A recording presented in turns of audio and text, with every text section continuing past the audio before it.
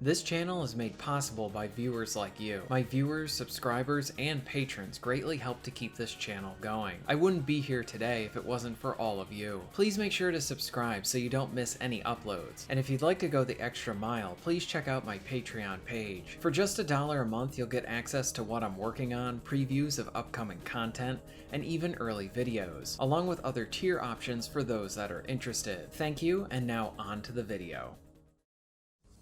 Sly Cooper is something special. Ever since I was requested to play through this series by one of my patrons, it has been an absolute joy playing these games. I'm starting to play these games that have been around for a while, and they feel so refreshing even playing them for the first time today. I haven't played all of the Sly games yet, but I feel like based on what I've played so far, I think it might be safe to say that Sly Cooper has aged like fine wine. We don't see cel shading much within the AAA space. You might get a rare title, but you'll probably need to look to the indie side of things to see something like that. The big companies are not interested in single-player linear action platformers. Sly Cooper doesn't waste your time. It is the type of title that respects the player, their intelligence, and especially their time.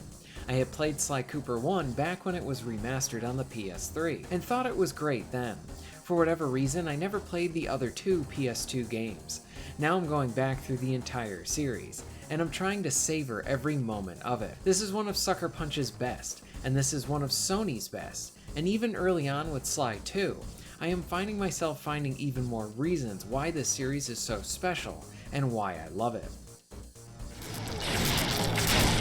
Oh geez! Wait up, Sly! Shake a leg, Murray. It's time to go. Stop! Thief! This wasn't part of the plan! Yeah, well, this is where things get fun. Sly 1 had a lot to love about it, pretty much everything, except maybe that god-awful chicken level. But as I really started to sink my teeth into the first main episode, I loved being able to experience all of the progression that 2 made from 1. When it comes to sequels, usually I'm happy as long as they're able to capture the magic from the first, a really hard task to do. But then when you have those instances where the second game manages to improve in meaningful ways, that is just even better. I don't want to knock on 1 at all. I love it, it's great. But wow, does 2 really impress? And I am going into this title completely blind. I was fortunate enough to not have seen anything plot related, or even gameplay related for the sequel. So for elements that were introduced within the first episode, I was just continually pleasantly surprised. I'll touch on a few things here. For one, the hub-like feeling from the first is expanded in a really cool way, where you would have had specific levels you needed to complete to get to the boss. The same thing is done here, but now how everything is presented is now upped, especially for how everything is connected together, along with the grandness to it. For one, you have a city to play within, with enemies patrolling the streets. Navigating the environment is fun as well. It has this semi-open world-ish feeling to it. Honestly, it's just fun to run around the city, taking out guards, collecting coins, which now feeds into a whole economy system, along with platforming from rooftop to rooftop. The area feels constructed so that it always allows you to get back to the rooftops if you want. The linear missions are still here and great as ever.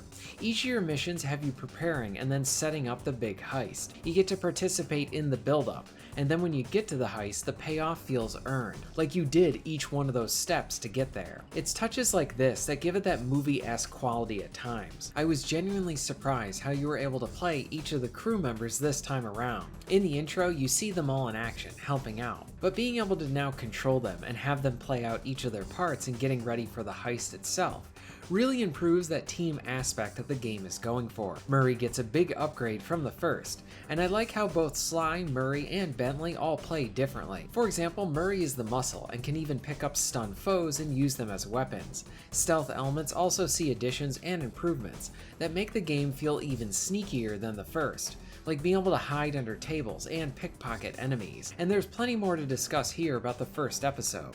But here is just a bit why Sly 2 is the type of sequel you want, but you rarely get. I want to circle back on something. While I know that I made a video sort of already highlighting the intro bit of Sly 2, it is worth talking about here again, and honestly anytime I start to talk about this series or game. Talk about having a banger of an opening. You get everything you need in this tight, concise, and efficient opening packed with so much fun, style, and substance. Sure, the gameplay is simple out of the gate.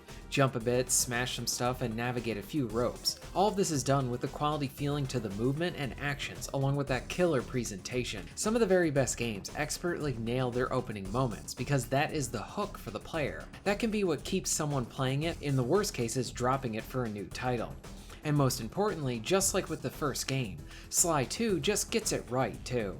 We have the style, from the sneaky music to the fluid animations and beautiful art style that has aged so well. You hit start at the menu and you're right into the game. No loading, boom, you're in and now you can enjoy. Some other nice touches I really like is that the relationships between your crew are established well here, both for returning and new players. We know what Bentley's skill set is. We get to actually see him use it to aid Sly. The same goes for Murray too, who definitely feels like he received an upgrade as well. He was so likable in the first, but he was that useful and always loyal idiot of sorts. In 2, it feels like they beefed him up with the humor, getting some of the best laughs in this opening, and even making him physically beefier, as if he really hit some time at the gym, which completely fits his character too. I really like how he has bulked up more, and he's able to unlock paths that Sly couldn't do on his own. That's another thing worth mentioning.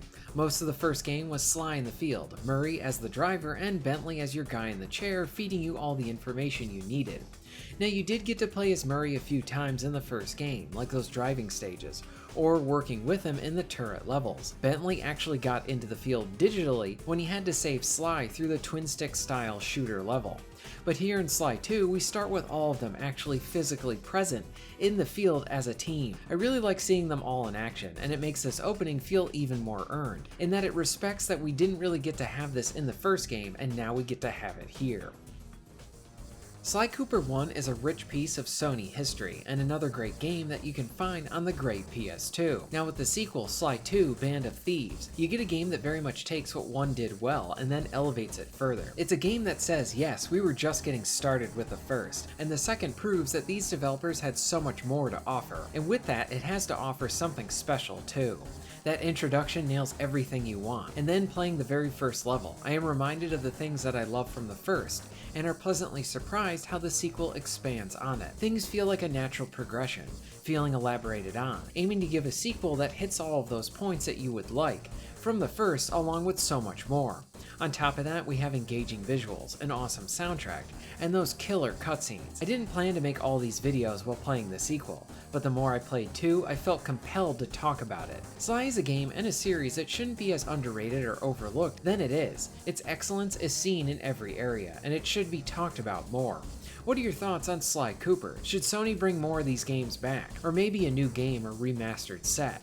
Let me know in the comments down below. If you're interested in being notified of new videos, please hit the subscribe button and bell. And if you would like to support the channel and get early access to content, please check out my Patreon. All of the links will be at the end of this video and within the description. And thank you very much for watching.